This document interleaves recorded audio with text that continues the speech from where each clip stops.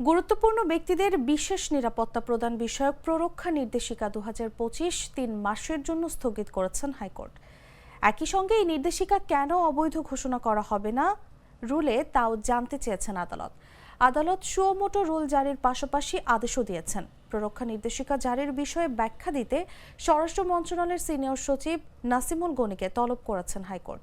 তাকে আগামী 18 মার্চ আদালতে হাজির হয়ে এই বিষয়ে ব্যাখ্যা দিতে নির্দেশ দিতে বলা হয়েছে। এ সময় গুরুত্বপূর্ণ ব্যক্তিদের বিশেষ নিরাপত্তা প্রদান বিষয়ক প্ররক্ষা নির্দেশিকা 2025-এর মাধ্যমে সুপ্রিম কোর্টকে হেয় করা হয়েছে বলেও মন্তব্য করেছেন হাইকোর্ট।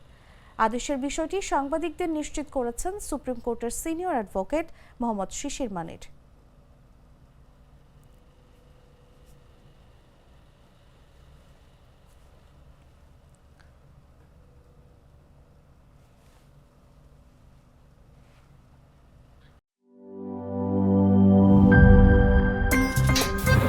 আমার একটা স্মার্ট সিদ্ধান্তে 25% গ্যাসের খরচ কমেছে। ভাবছেন কিভাবে?